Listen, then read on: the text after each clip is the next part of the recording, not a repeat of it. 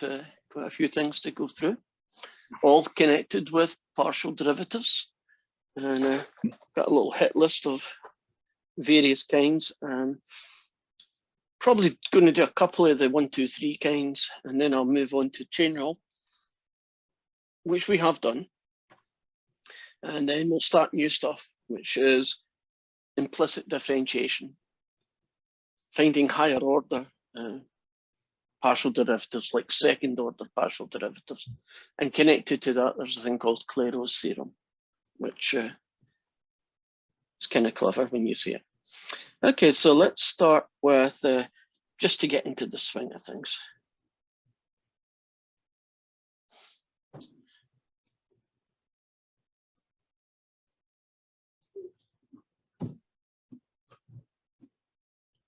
Right, here's a function, multivariate, obviously.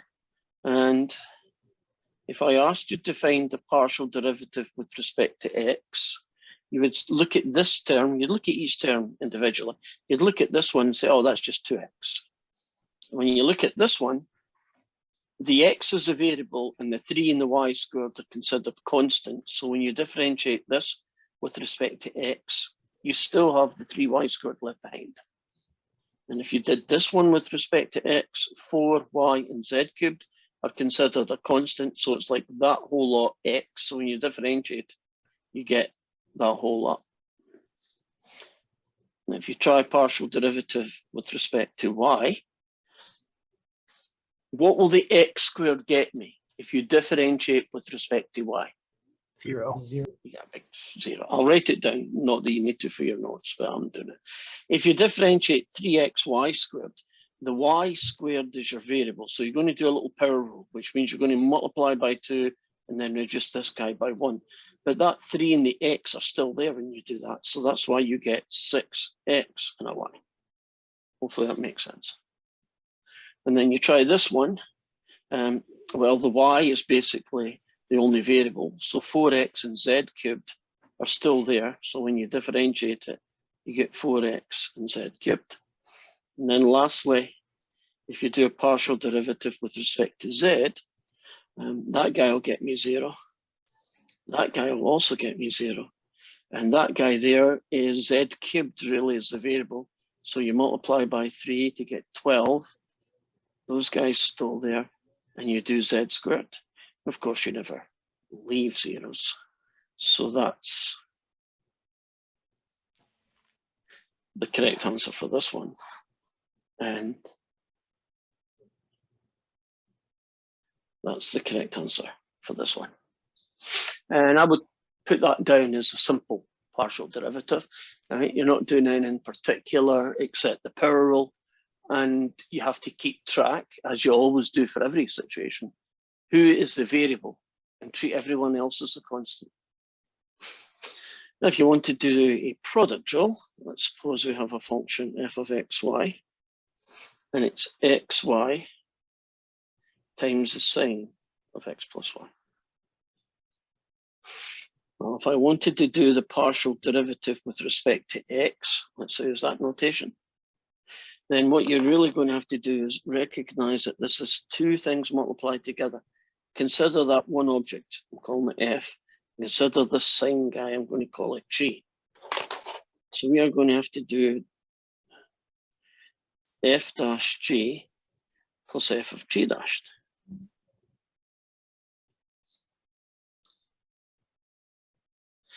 Right, if you differentiate with respect to x, xy, what you're really talking about here is like 5x, 42x. So when you differentiate it, you get y. Leave the second guy alone. Plus leave the first piece alone. And then if you differentiate the sine of x plus y, you will get the cosine of x plus y. So this expression, these two pieces, represent the partial derivative of this function with respect to x. Now, if a function has symmetry, what we mean by symmetry is if the x and y switch places, do you still get the same function, right? Could you rearrange it to make it the same function? And if the answer is yes, it's called symmetric. After a while, you just recognize symmetric. Doesn't that look very symmetric? Like the X and Y's are essentially the same kind of things in the same kind of places. Now, if you do that, then you can actually predict the answer to the other partial derivative without having to go through the work. Now, if it's a simple question, that's not really that important. But you can imagine this was a really ugly one that might have taken you 5 minutes to get the answer to. Wouldn't it be nice if you could just make an intelligent prediction on the second one? So what happens is every X becomes a Y, every Y becomes an X.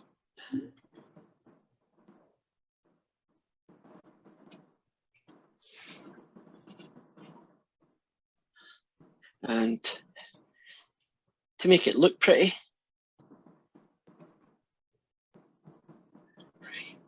Style points. we write it like this. It is in style points. It's style points, correct. And that fella there looks, well, basically that's the best way that one can look, and we are good. So let's move on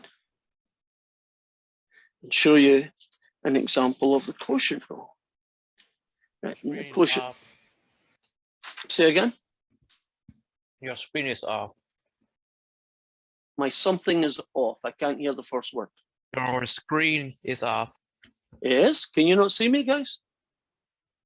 We can see you, but it's not sharing your other screen. Oh, right. Is it sharing it now?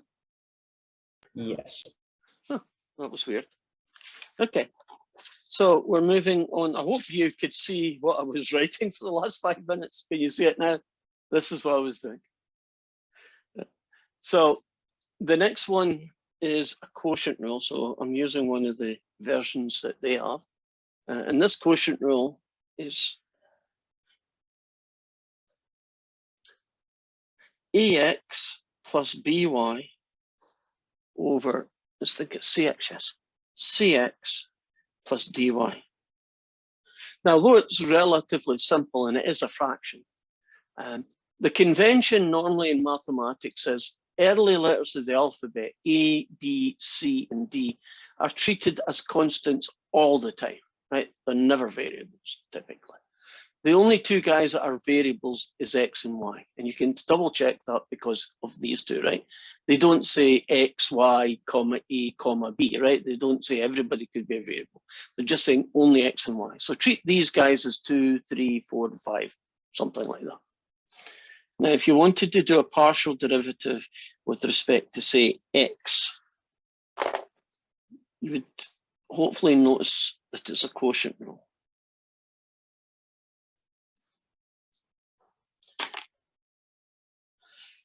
So it's going to be f dashed g, take away f of g dashed, all over g squared. And if you differentiate, well, let's do this cover up stuff. Right. What would you get if you differentiated ax plus by with respect to x?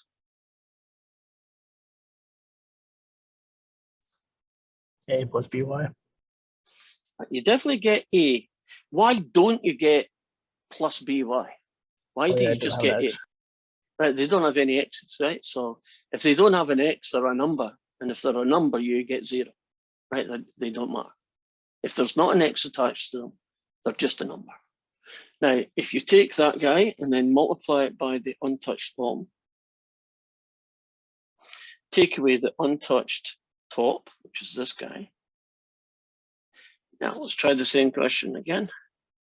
What do you get if you differentiate the bottom with respect to x? C. Yeah, that's it. And the whole thing is over the bottom squared.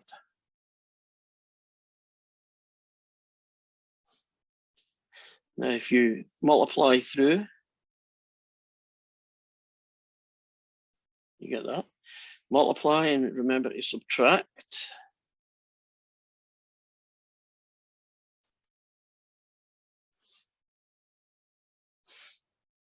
that, oops, put the bottom in before I start doing anything else. Looks like that guy gets killed off by that guy. And there's a CDY, take away a CBY on the top. And there's a CX plus DY squared. And a little bit more style points. I think I can pull out a CY. Let me get that. I hope, by accident. So, quotient rule. Anytime you see a fraction and your variable is on the top and it's on the bottom, then you have a quotient rule. Next in our list is the new guy. We're going to now try and figure out how to differentiate a function where the variables are all jumbled up. Now, suppose I told you that z squared plus x squared plus 2y was equal to 10. And we would call that an implicit expression. So it's implicit expression.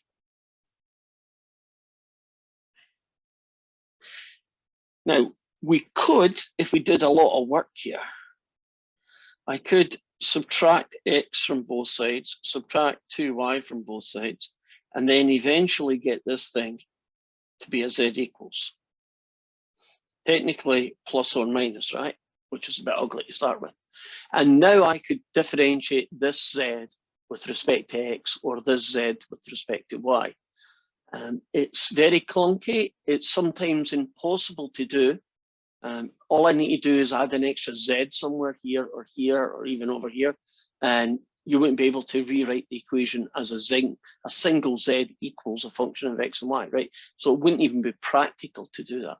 So we needed to create a method called implicit differentiation. What implicit differentiation does is it allows us to differentiate expressions like this, and it allows us to find dz by dx or dz by dy. Z is like the dependent variable and the other two are the independent variables, right? So z is a little bit different than the other two. So, well, I'll write the question down again. We'll take you through the steps. Very like implicit differentiation in Calc 1. So, step 1 is differentiate.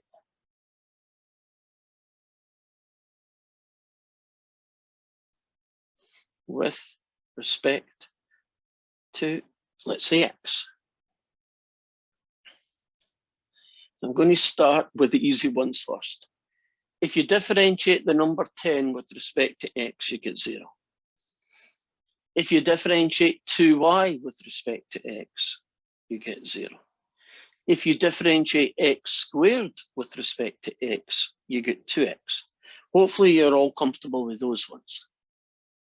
Now the weird one.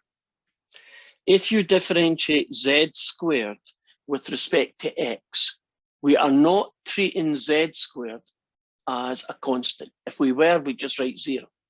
We are treating z as if it was a function of x, which it is, because z is a function of x and y in all these situations. So to differentiate this guy, things get a little bit different. You differentiate z squared, you get 2z times dz by dx. Can you remember Calc 1 when you differentiated y squared? You get 2y dy by dx. You remember doing that? When you differentiated e to the y, you got e to the y times dy by dx. You differentiate z squared, you get 2z dz by dx. So step 1 will be to differentiate with respect to x. Done. Step 2, solve for dz by dx. So I've got this expression, and I want to find out what dz by dx is. So the first thing I'm going to do is subtract 2x from both sides. What do you think I'm going to do to both sides next? You divide by 2, right? I could. Could I do better than 2? Could I do more than 2? Because remember, the 2z. goal is, yeah, 2z. I want to get dz by dx on its own, not just z dz by dx. I just want dz by dx. Now, could tidy it up, which I wouldn't call it style. I would just say that's style points. And there is your answer. Now, when you do an implicit expression, do not be surprised if your derivative with respect to x, or for that matter, your derivative with respect to y, doesn't have a z in it. It might not, but it's okay if it does. And there are a big bunch of questions like what I've just said. So let's see if I can find the first ones.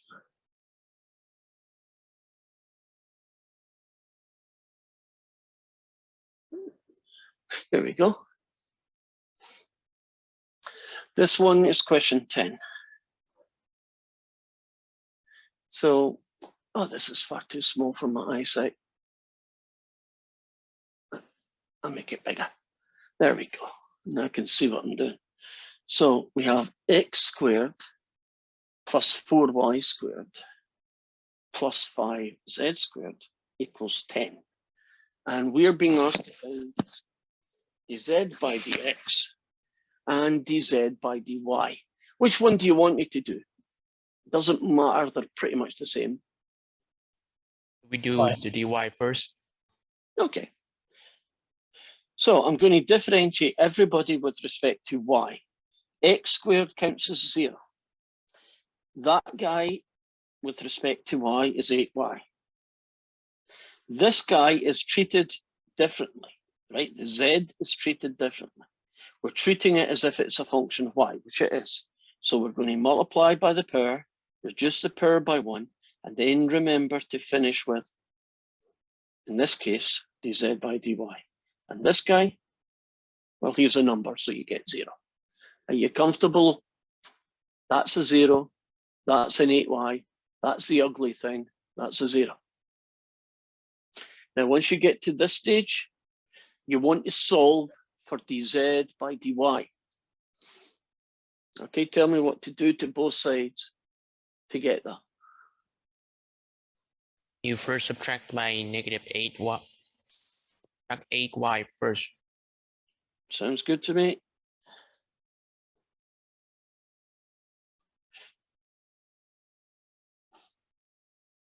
So what do I do next? Divide by 10z. Yeah. Or 10z, if you want to pronounce it properly. Or And not a lot I can do, but it is worth it, right? If you can do it, you should do it. And that's us finished. And dz by dx will be pretty much the same method. You know, the numbers will be a little bit different, but essentially the same method. And that is a relatively straightforward one. So let's jump ahead to a scary one. This time, there's going to be z's in more than one location. So there's a 7zy, there's an x log y, and the whole thing is going to equal z squared. And we're being asked to find dz by dx and dz by dy, right? That's what they're going to ask you all the time. So I'll do x's. So with respect to x, 7yz, be careful. 7yz is 7y dz by dx. So let's explain what's going on here. Z is treated differently, right?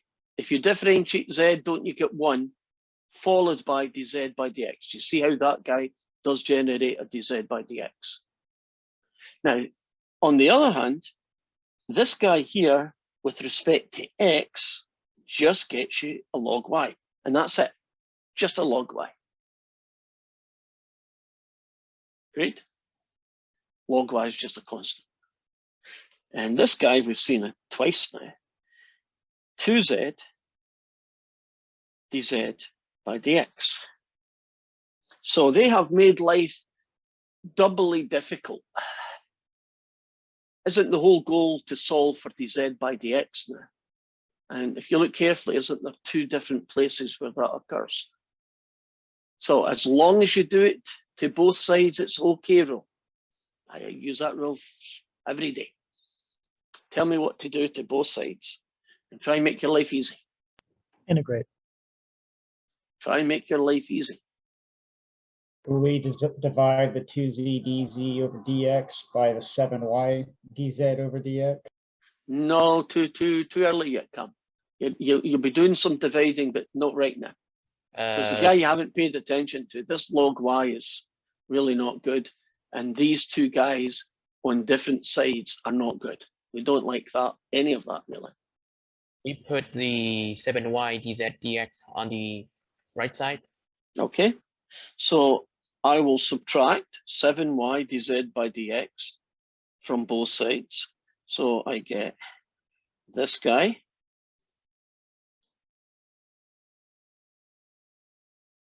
Now I'm going to do a common factor. I am going to pull out dz by dx from both pieces. Now, Cam, you wanted to do some dividing. Now's your chance, right? This is when you do it, okay? A little bit later than you wanted to.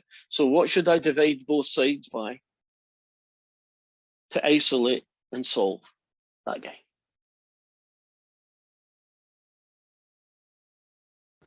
2z minus 7y. I agree.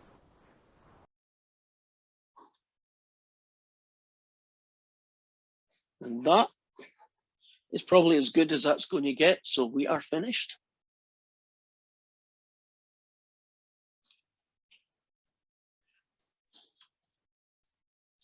These guys are sneaky, right? Compared to what we did on Thursday and a couple of questions we did at the start of today, that is quite sneaky.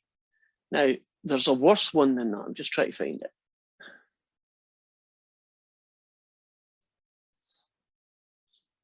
Or no, I think I should do another one of these. So I will do the horrible one right after this. So x squared z cubed plus y squared z squared plus z equals 10. And we are going to find dz by dy. Right, so we're going to eventually differentiate everything with respect to y. If you differentiate 10, you get 0. If you differentiate just a z, you'll get technically 1 times dz by dy. Nobody writes 1, but I'm writing it for working. If you differentiate this guy with respect to z, that's just a constant. So what you get is 3 lots of z squared times dz by dy. It's product rule. Now, yes, exactly. Did you see it coming, guys? You're going to have to deal with a product rule, right? Thank goodness there aren't any quotient rules, because trust me, you do not want to do a quotient rule with this method, right? You just don't want to. But a product rule is bad enough. So here goes. So it's going to be f dash j plus f of g dashed. So I'll just rewrite that guy again. If you differentiate this guy with respect to y, you get 2y, leave that guy alone, plus y squared times the derivative of z squared, which is 2z dz by dy. That's the product rule bit done. And then you've got this guy at the end. and the whole thing is equal to 0. Now I have, oops, 1, 2, 3, 4 pieces. And we want to eventually get dz by dy on its own. But part of the, as long as you do it to both sides rule is to know what to do and when to do it. And I'm going to focus on getting rid of that guy, because that guy doesn't have the dz by dy on it. So if you can get that guy to go over here, right, separate them, that's a good thing. So 3x squared z squared dz by dy plus a y squared 2 and a z, so I'll fix the order while I'm at it, plus a dz by dy is going to equal, well, if you take that away from 0, you get negative 2y z squared. Now, focus on these 3 guys. What should I do next? And it's not to both sides. What should I do only to this side? You pull out a common factor. And the common factor, the only one I'm interested in, even if there's others, ignore them. I'm only interested in that common factor. So I'm going to have 3x squared z squared, 2y squared z plus 1. Now, if you can get to the line that looks like this, you're one line off the answer, because there's only one thing left to do now. What do I do to both sides to isolate the dz by dy?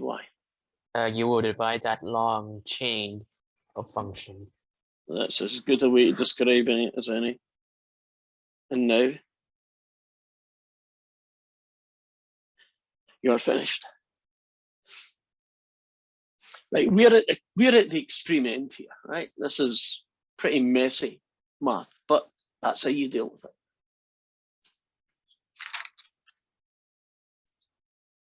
So let's hit you with the ultimate ugly. We've lost the guy. E to the 6z is equal to x, y, z. And let's say we're being asked to find that guy. You will know you're doing these questions because they all say at the start, use implicit differentiation to find, right? So you don't need to say, is it just a normal one or not? It will say it. In this case, let's find just that one. If you differentiate this expression on the right-hand side with respect to x, the x and the z both have x's in. Think of a z as a function of x as well. So can you see a product rule? Right, xy times z, right? X has obviously got an x in it, right? Xy has an x in it. Z is a function of it. So I'm going to do this side first. If you differentiate xy with respect to x, you get y, leave the other guy alone. And if you leave the first term alone, xy, and you differentiate z, you get 1 times dz by dx. Again, you don't really need the 1. E to the 6z. I'm going to differentiate with respect to x, e to the 6z.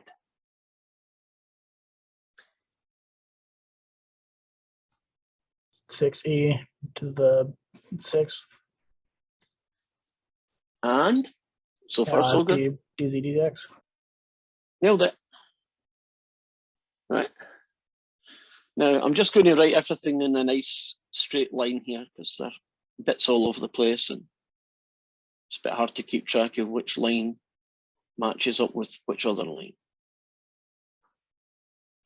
Okay, we got the differentiation over with. Step 2 is solve for dz by dx. So as long as you do it to both sides, it's okay rule, but you have to know what to do as well as when to do it, right? So what should we do to both sides? Subtract the XY, do ZGC. Okay.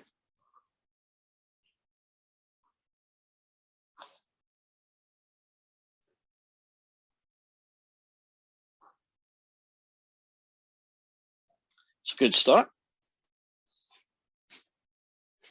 There is a kind of flow to a lot of these questions. So by that, I mean, you kind of sort of do the same thing each time. Can you see what I'm going to do next that doesn't involve doing it to both sides, but only doing it to the left? I'm going to pull out Common factor. and in this case, you now have that line. And normally when you get to here, aren't you one line off the answer? And so you divide both sides by whatever that ugly expression is. And that is implicit differentiation, or at least that's a little taster of, you know, the infinite number of ones you could get. Drop the 6 off the E. I dropped the 6 off here. Oh, here. Got it back. Thank you.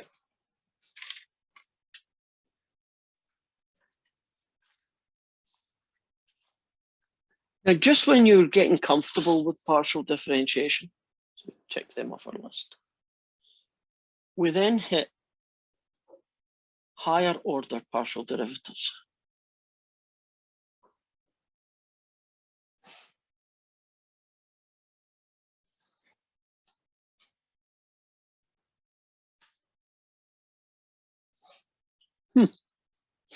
Now, let's start off with a nice easy one.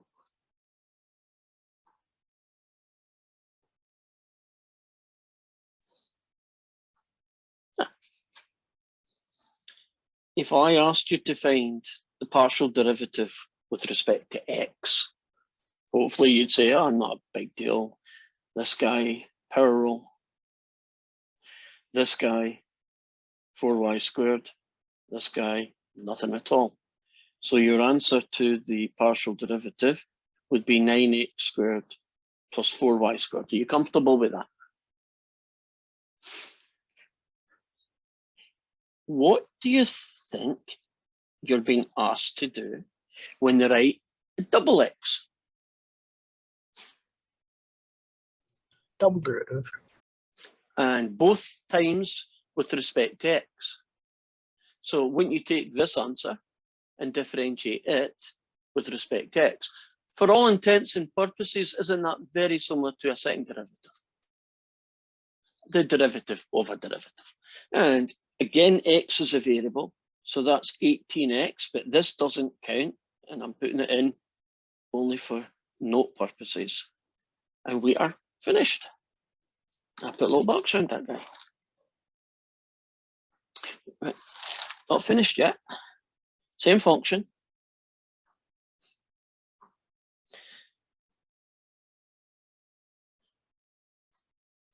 Only let's do the whole thing again, but with y as a variable. Do you think you should get the same answer? Should f of y and then later on f y, should it both end up being 18x? Would that seem reasonable or no? Have you noticed that partial derivatives, when it's an x, you get something, when it's a y, you get something different typically? So don't be surprised when that happens. This guy gets me 0. This guy, when you differentiate me, gets me 8xy. And this guy gets me 3y squared.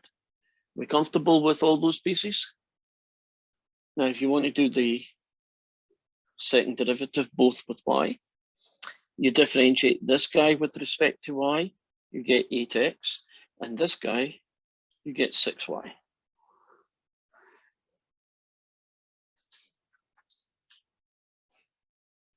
Reasonably comfortable with second derivatives? You're not going to be now. Just for completeness sake, I'm rewriting the question, the expression. And I'm going to do that guy. And I'll just use the answer that we got before.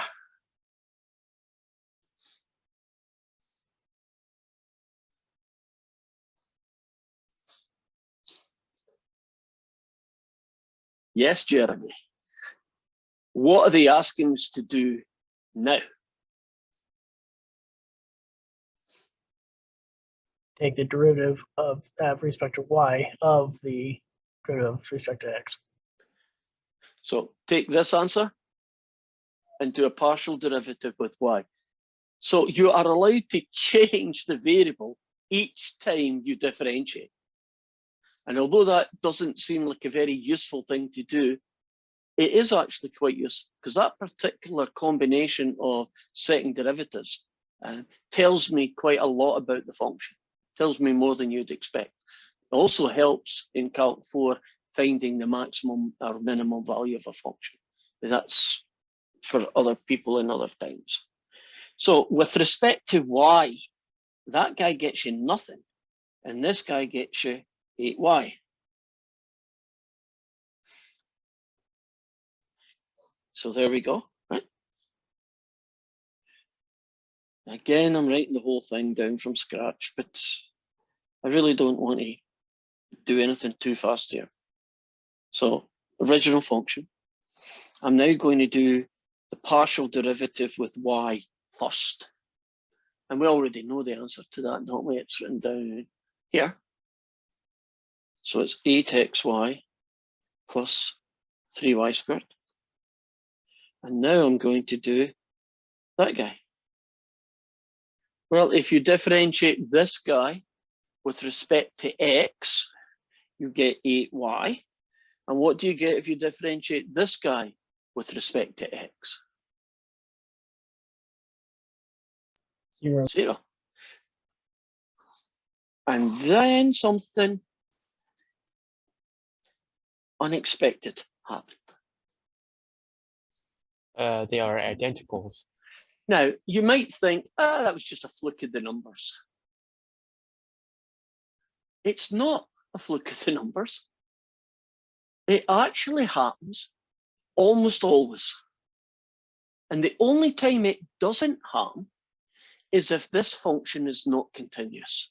So if this function has got a weird vertical asymptote in 3D, a weird vertical asymptote looks like a volcano that just keeps climbing, right?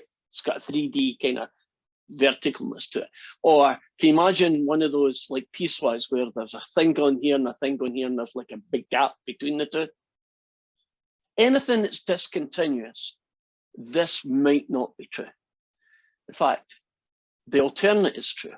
If the function is continuous, this must be true. So you can use that to prove something's not continuous by finding both of these and saying, hey, they're not the same. Conclusion, the function's got a problem somewhere, right? It's not continuous.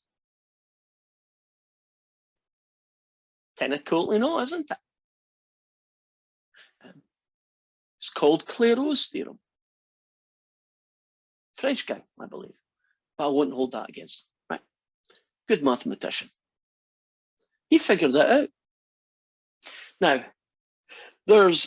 I liked this notation for these questions in particular, but you have to be aware that there are other notations. So let me take you through the notation again.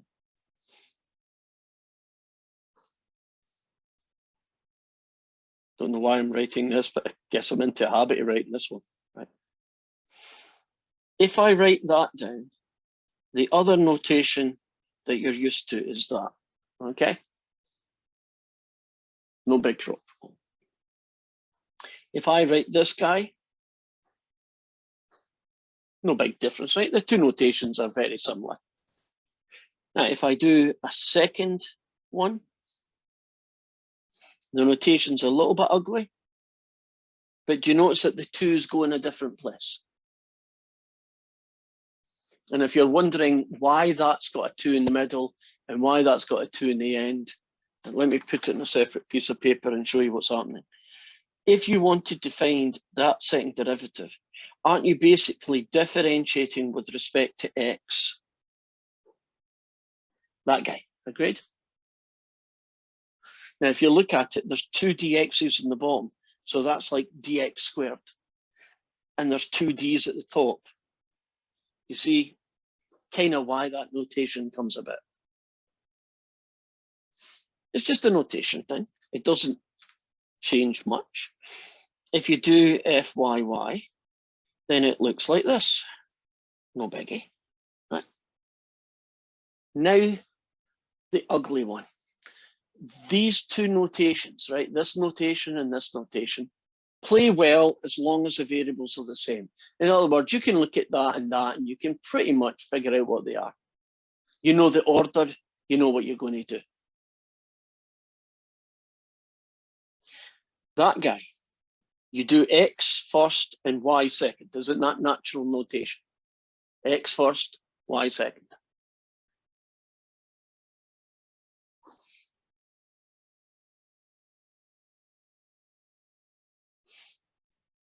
Do you notice that the order that the bottom is written is 2 separate d's, one with an x and then the other with a y?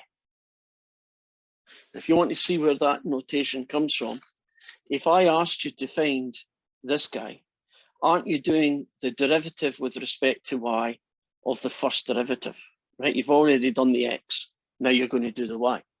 Do you see that the way it's written, the y goes before the x?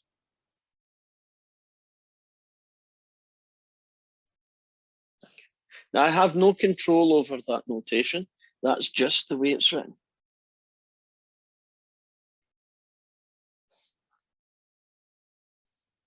And as long as the function is continuous, won't it not be too big a deal? Because won't these be the same answer anyway? So even if you did it in the wrong order, you're still going to get the right answer, right? As long as it's not, it is continuous, right? Which most functions tend to be. Agreed?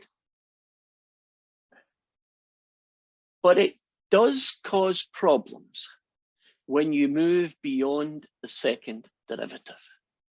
So let's take a new function and do a triple derivative on it. So let's have a function x, y, z, and it's going to be xz squared, y squared z, plus x cubed, plus x. Now, pretty random one. And we are going to find that triple derivative. 3 variables, right? 1, 2, 3. Now we know that the notation says do me first, do me second, do me third, right? That's how you read it, from left to right. So I'll start by finding the first answer, right? Differentiate the original with respect to x. This guy gets me z squared.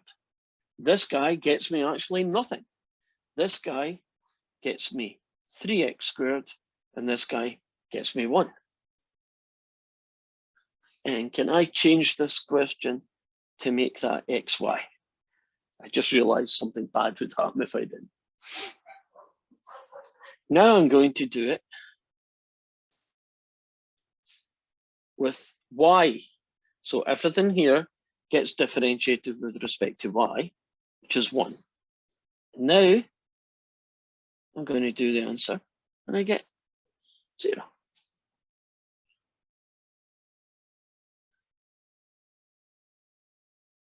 Now, it doesn't mean that every answer is 0 or 1, right? Can you imagine you're going to get all sorts of answers in different cases, right? Now, Clairaut was really clever guy. I don't know how he figured this out, but he managed to figure it out. And he figured out this is true.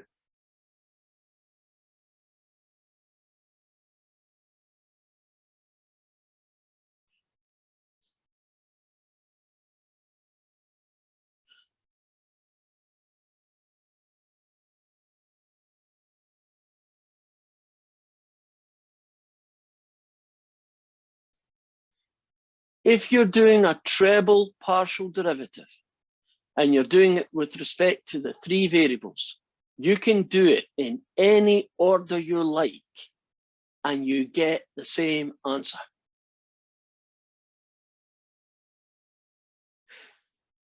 Now, let's put that to the test.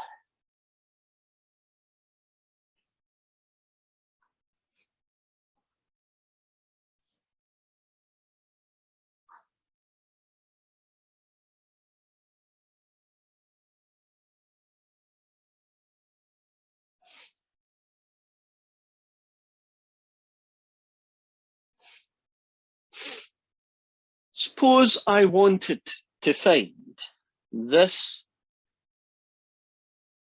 treble derivative, and it was written in this order.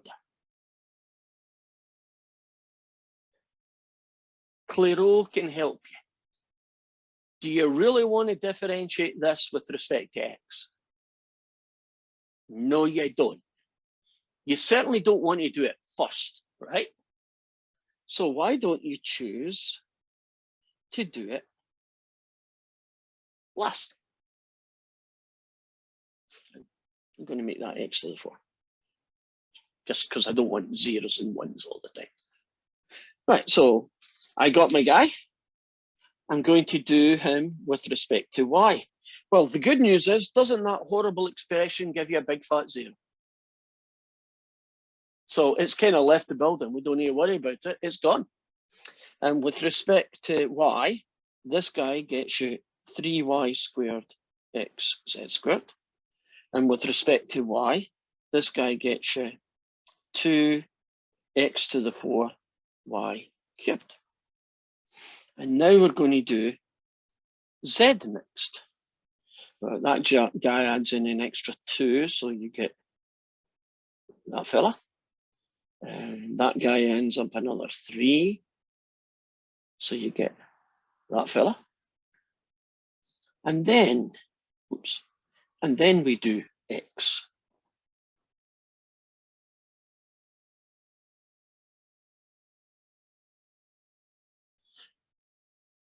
Would you agree that was a lot nicer than what would have happened if we decided to do it in the order that they gave in the original question? And we could get away with it because Clairo, the nice guy, figured out it doesn't matter what order you do them in, as long as the original function was continuous. The order is irrelevant as long as you do every single one.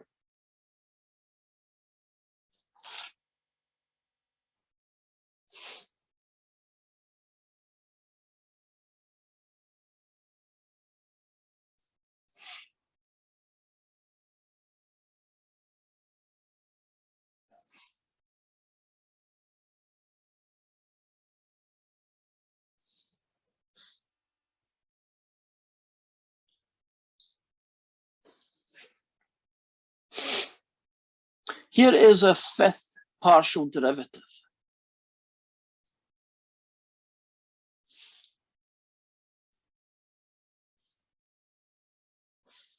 What would be a more efficient order to do that in? Y first and then flip the x over. Well, if you do y first, you get 3y squared x to the 4. Because that guy is 0. Right? And actually, that's all I've done right now. And then if you do the x that comes next, you get that guy. If you do the next x, you get that guy. If you do the third x, you get that guy. And if you do the last x, you now get that guy. Wasn't that a much cleaner fifth derivative than doing it in the order that you were being asked to do it? So, if you see a double or a treble derivative, you do not need to do it in the order that they ask. Can't you just do it in whatever order you think is most efficient? And making the assumption that the function is continuous, which it will be. Any questions so far? Are we slowly getting comfortable with partial derivatives? I get some nods and some shakes. Well, I'll take it. I'll take whatever I can get. Right? Quickly So- getting comfortable. Quickly getting comfortable. I'll take that. Right. So just so we don't get too used to X's and Y's, let's do partial derivatives with other variable names. So capital T is e to the negative 5r cosine theta. And we are going to find TR. Right, if you differentiate this with respect to R, that is not a product rule. I know it's two things multiplied, but it's not a product rule because isn't cosine theta just a number, a constant? So all you're really going to do is e to the negative 5r cosine theta with the derivative of negative 5r, so you get an extra negative 5. Are you comfortable with that? Now, you're also being asked to find a double R. Well, that would be e to the negative 5r cosine theta times another negative 5 to go with the negative 5 that you've got. So you now have 25 of them. Are you comfortable with that one? And then you might get t to the r theta. So cover this guy up so he doesn't distract us. You're going to take this guy and differentiate him now with respect to theta. Well, if you differentiate cosine, you get negative sign. So two negatives make a positive. So you now get that guy. And what's the answer to that double derivative? That second derivative.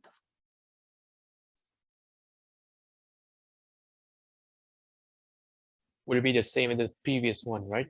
Yes, because of our friend Clairo, who says as long as your function is continuous, which we'll assume that they are, can't you do it in any order and get the same answer? But you can do it by hand if you want to. See. Nah, don't like that one. Well, okay, we'll try this one. This is a version of question 18. We're back to X's and Y's.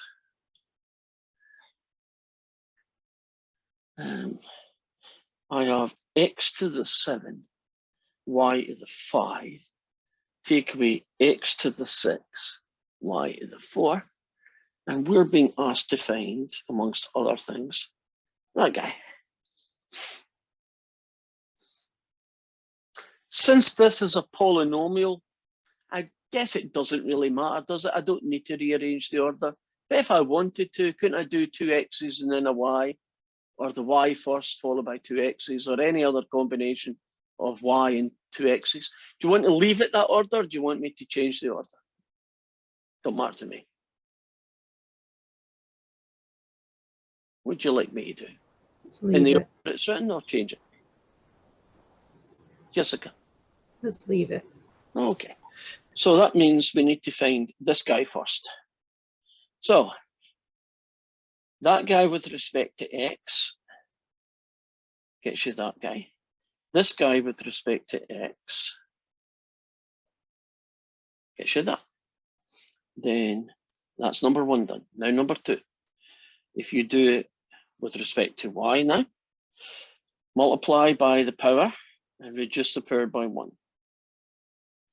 Multiply by the power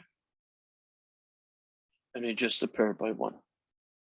And then to finish,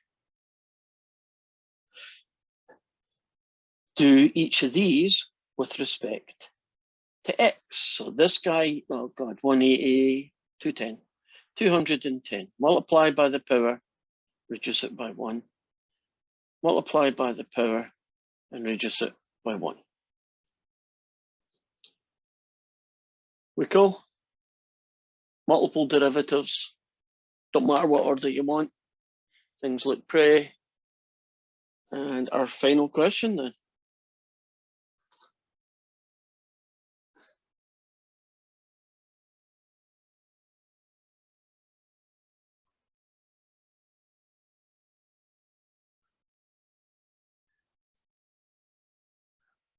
And we're being asked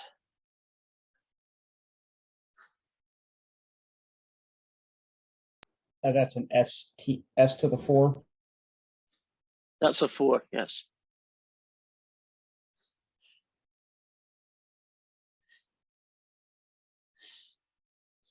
Now that's a third derivative.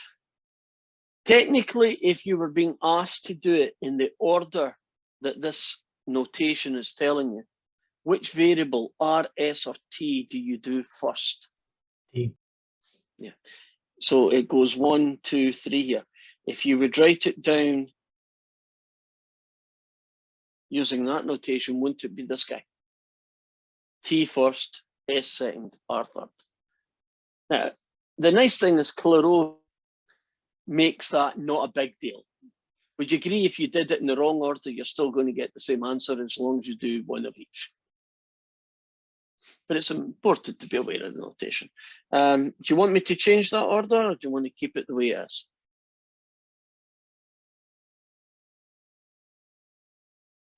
What about this? Just Change keep it. Just keep it. Okay. So partial derivative with respect to t.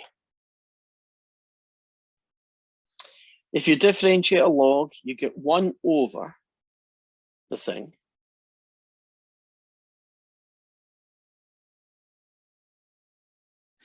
times the derivative with respect to t of the inside function. This is the inside function. And with respect to t, you get 5t to the 4. So far, so good. Now, the next variable is going to be s. How am I going to differentiate this ugly, yucky, messy, whatever else? I'm not a swearer, but I'm thinking about it right now because I know what this is going to look like. What do you do to differentiate this guy? Quotient rule. Okay. Call that F, call that G. So it's going to be F dash G, take away F of G dashed, all over G squared. Which is going to be differentiate the top with respect to S and you get nothing times untouched G.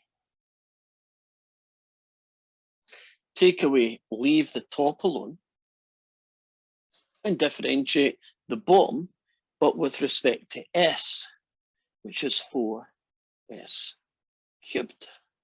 And the whole thing is over R cubed plus S to the 4 plus T to the 5 squared.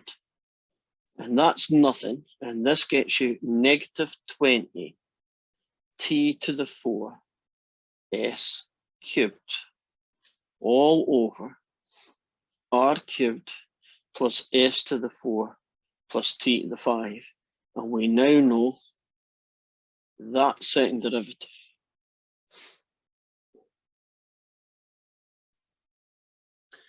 You know, there's one more to come.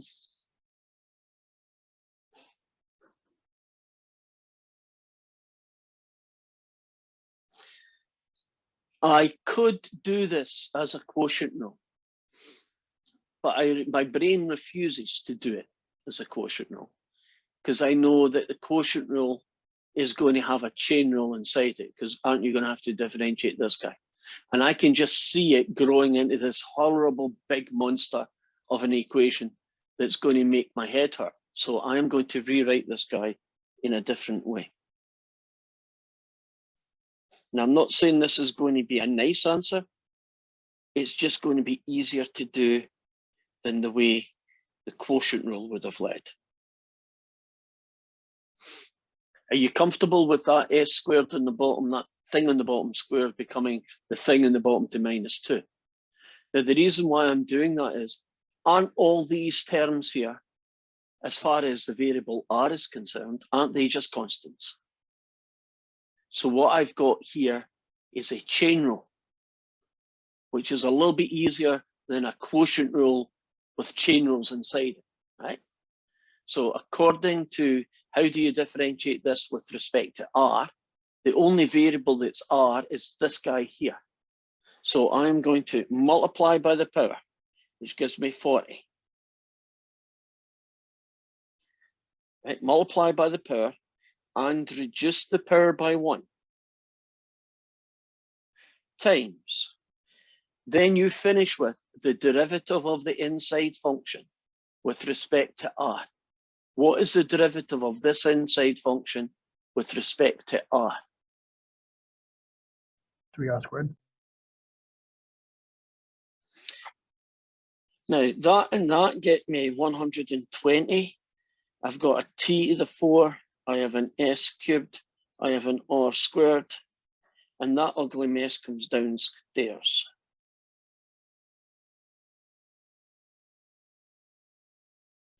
Would you agree that was a lot nicer than it would have been if we'd went quotient rule? So always give yourself options if it's at all possible, right? Look at something and say, oh God, I do not want to do it that way. Have I an option? Could I rewrite it as a negative power and go quotient rule? Or negative power, I should say, and go chain rule, or whatever the rule may be in the future. Are we cool? Any questions? Because that is us about to leave this section. Last chance to ask something. Okay. Then we are moving to the last section. And the last section for us is the chain rule. But not the chain rule you might expect. A partial differentiation version of the chain rule, which is a little bit different.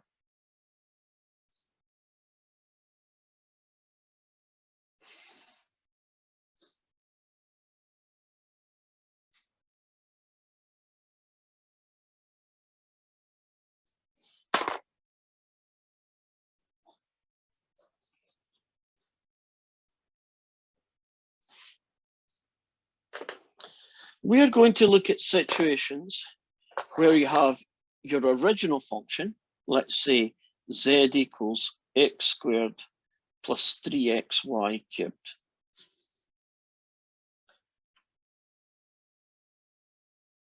Where x is a function of t and y is a function of t. And in these questions, the original function, which will have x's and y's in it, where each of the variables x and y are terms of at least one other variable, in this case just one, it's t, we are always going to be asked to find the partial derivative dz by dt, or the good old-fashioned calc 1 dz by dt. It's not going to change anything. It's going to be the same working, the same process, the same answer, but the notation is going to look a little bit different. So this situation is a dz by dt. And the reason for that is, couldn't I replace this x with t squared plus 1? Couldn't I replace these y's by e to the t? And couldn't I just turn that into one really, really ugly function with t's everywhere? And then couldn't I just differentiate it with respect to t? And if your function z is only in terms of t, then isn't its derivative dz by dt? Does the logic of that seem reasonable? Now, we're not going to plug x's in here and y's in here. If we did, we'd be here the next 20 minutes just doing one question. So there is a rule called the chain rule, which reduces your workload. In other words, it gets you the same answer, but it takes a different route to get there. So here is, I'll call it situation 1, which is the simplest situation. And that is where x and y are in terms of just one variable. And dz by dt is equal to the partial derivative of z with respect to x times dx by dt plus the partial derivative of z dy dt. I want you to think of this is a multiplication. I want you to think of this guy here as being the contribution to the answer by the x's, and this is the contribution to the answer that you get from the y's. Well, let's see what that looks like. If you do a partial derivative of this with respect to x, you get 2x plus 3y cubed. And if you differentiate x with respect to t, you get 2t. And if you differentiate this with respect to y, you get 9xy squared. And if you differentiate dy by dt, you get e to the t.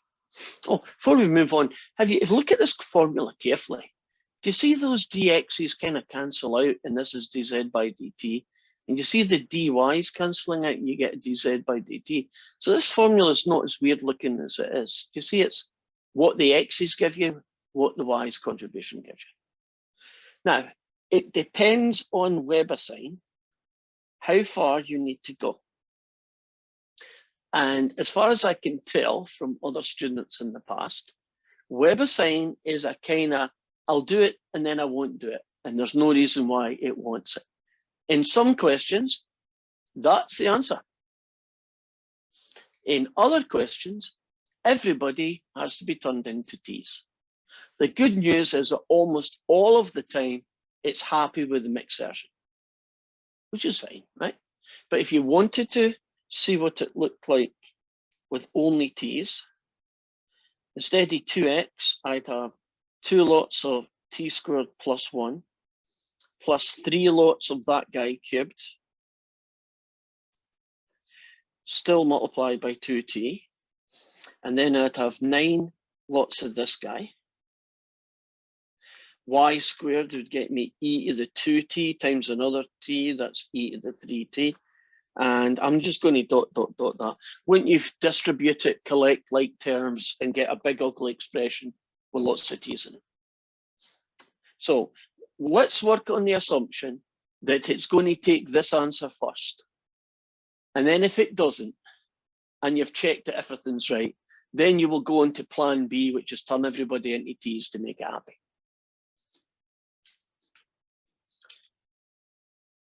Okay, now that was situation 1. Let's climb the ladder. Situation 2 now. That is when x and y are in terms of 2 variables.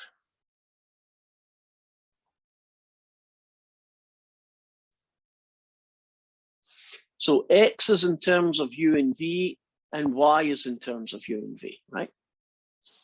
And let's have our function to start the ball rolling. Let's call it z, and we'll make it easy. I'll have it x squared plus y to the 4, right? Nothing too messy. Then in this case, you would be being asked to find that guy. And I'll just rechange that. You're going to be asked to find that guy, or you might be asked to find that guy, or you might be asked to find both, right? Depends on what they want to do. This is the partial derivative of this expression in terms of u, the partial derivative in terms of v, or both of them, right? One after the other. Let's go for the partial derivative. Now, do you notice that's a partial derivative? Why? Because aren't there 2 variables going on? So nothing's single anymore. And that's a more common situation.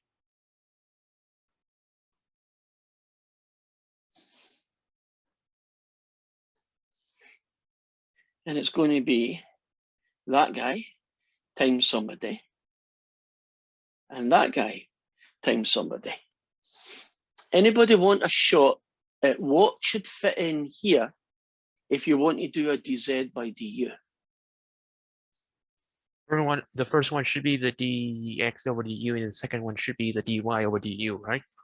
Correct. Does that make sense, guys, when you look at the result? You see why u is the important guy because of this u. Right, if I was going to do a v, right, a dz by dv, wouldn't it look just like this, but dx by dv dy by dv, right? That would be the difference. If you differentiate this with respect to x, you get that. And if you differentiate this guy with respect to u, you get 2. If you differentiate this function with respect to y, you get 4y cubed. And if you differentiate this guy with respect to u, you get negative 2u. And although there's not an awful lot of style points, we should really make an attempt at least.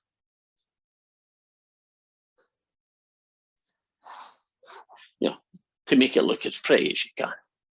And we're working now on the assumption that you do it with all the variables x, y, u, and v's all jumbled up. And it's only when it says, nope, I don't like it, that you return and you take that x and change it into this guy. And you take that y cubed and you change it into that guy. And hopefully that'll keep WebAssign happy for the few times that it goes weird. So in situation 1, the two variables x and y are both in terms of a single other variable t. But in the second situation, the variables x and y are in terms of 2 variables. Technically, couldn't you have x and y in terms of 10 variables? Never seen one in my life, but technically you could do it, right? So for our last question for today, z equals x, y, whoops, start again. I want a third variable, so I can't call it x equals. W equals x, y, z squared. X is r plus s plus t. Y is r squared plus s squared plus t squared. And z is 42. And we are being asked to find dw dt.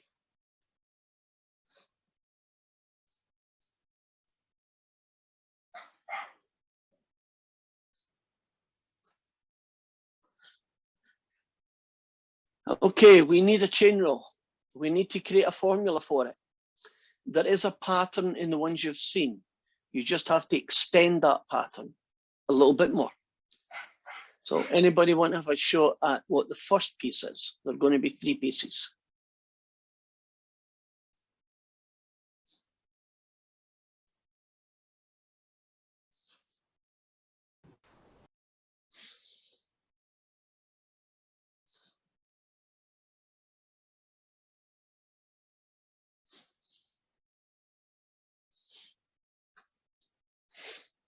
Look at that guy.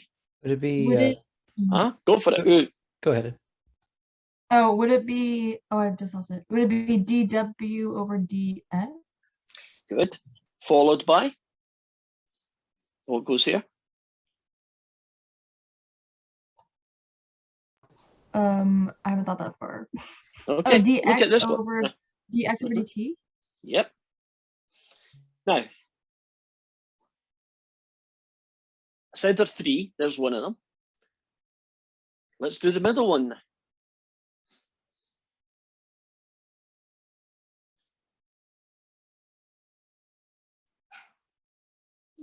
Good here. dw over dy times dy over dx or dt. Yep. Last piece.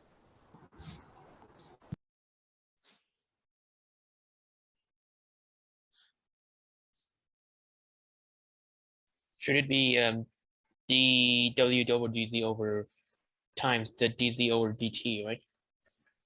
Yes. Do you notice that there is a pattern to how these chain rules work?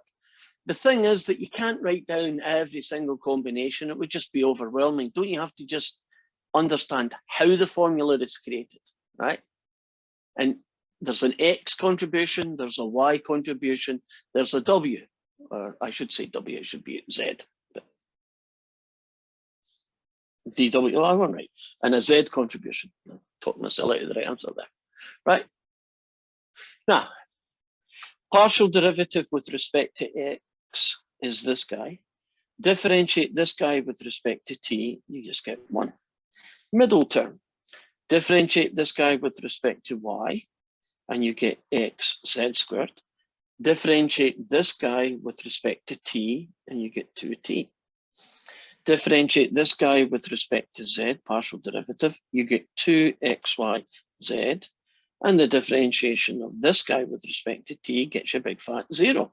In other words, you kill that term off. So what you've got is this guy plus 2x z squared t.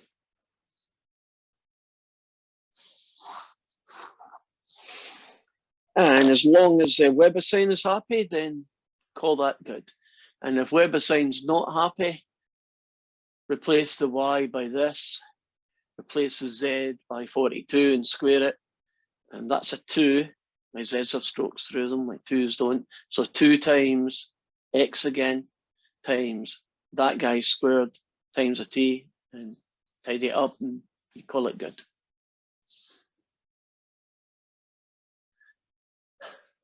Well, we have learned a lot today. I hope that you are more comfortable with partial derivatives and that you at least are beginning to see how to do these guys, because you haven't really seen enough of them, I think, to be comfortable with them yet. Okay, last name and bye-bye. I'm going to hang out for any questions.